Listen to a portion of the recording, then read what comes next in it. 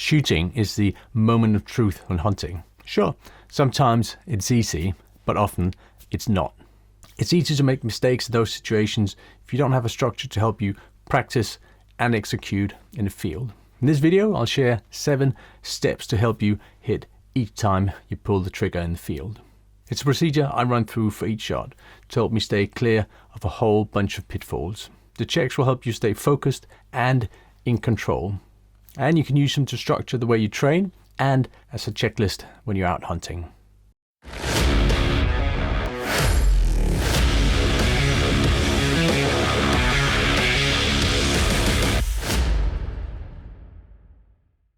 Welcome to the Red Kettle channel. This is where you get tips and tricks to help you become a more efficient and more successful hunter.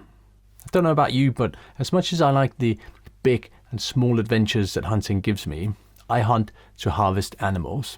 And that instance where we pull the trigger is a moment of truth. I'm sure you want to show your hunting buddies a trophy on the wall and not have to tell them the story about the one that got away. And definitely not the story about the shot that went wrong. That's at least how I feel. So here's a challenge. Shooting straight and connecting with your target isn't always easy. Sure, sometimes it is easy, but many times you need to act fast to make the most of an opportunity. And occasionally, it's the final day of the hunt or the season, the last opportunity to shoot, so the pressure on you is peaking. At those times, it definitely helps if you've practiced your skills and if you have a checklist to help you focus and stay in control. Lanny Bassam won gold in rifle shooting at the Olympics, and he talks about process focus instead of outcome focus. You can control the process, and dreaming about the outcome won't get you anywhere. Tim Ferriss wrote The 4-Hour Workweek and several other great books on how to achieve more with less. He's a super learner, and he talks about one-page structures to help you learn any new topic. I've seen the value of these concepts when hunting and shooting, and I've also paid the price when I didn't follow them. Result? I've condensed my 30 years of hunting experience into a framework. It's a complete set of processes and procedures to help me practice, prepare, and hunt. And you can use it too. One of the critical elements is my 6-phase hunting process. Those phases are the universal steps you go through on any hunt, and the 5th phase is shoot. I created a set of procedures and sub-procedures to align with the concepts that Lanny and Tim talk about.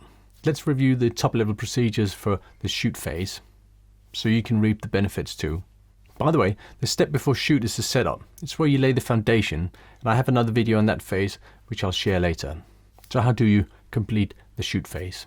What do you do to execute a perfect shot each and every time? Well, I recommend you use the following 7 steps. Step number 1, confirm safe and clear. This is about checking your surroundings, not your rifle. And this check is non-negotiable. It's one you should run constantly, but I made it number 1 here as a reminder. Step number 2, assume your shooting position. In this step, you get into the position and run through the sub-procedures to ensure it meets all the marksmanship principles. More on those later. And by the way, you would have determined the optimal shooting position in the setup phase. Step number 3, adjust or check sights and chamber around. Depending on how you hunt, you might be able to skip this step, but it's worth doing a press check if you have time for it. If you have adjustable sights, this is a must, even if you're sure you set them correctly or didn't touch them in the first place. And as with the previous step, you determine any sight settings in the setup phase. Step number 4, shoot when ready. This is definitely the moment of truth. I use 6 sub-procedures to help me drill the right skills and to help me stay focused in the field. Running through a process will help you deal with any pressure you might find. It helps you focus on things you can control so you can stop worrying about the outcome. Together with box breathing, this type of procedure or process is a great tool for dealing with buck fever. Step number 5, follow through, maintain stock-weld and sight picture. This step is critical to ensure you don't disturb the rifle, and it'll help you spot hits or misses and be ready to act if needed. Step number 6, call the shot. Here you make a quick mental note of where you hit and how the animal reacted so you can decide what to do in the next phase of your hunt, the follow-up phase. Step number 7, reload your rifle. You always reload your rifle when you call the shot. That way you're ready if you need to shoot again. This gotta become a habit, even on the shooting range. Wait with any high-fiving till you stand next to the animal and have confirmed it's dead. As I said earlier, shooting is the moment of truth on a hunt. Sure, sometimes it's easy. Sometimes an opportunity is served on a silver platter.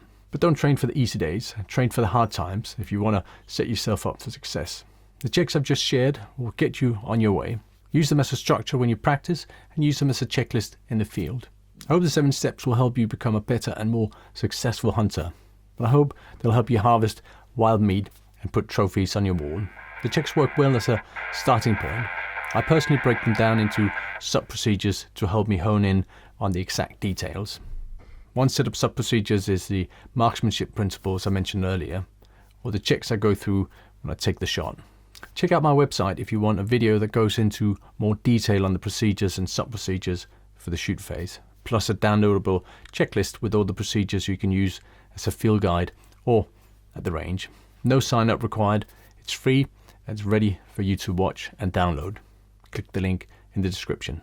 Or check out some of the other videos on how to set yourself up for success when hunting, including more details on the setup phase, the 5 critical shot factors, and the 3 universal shooting tactics.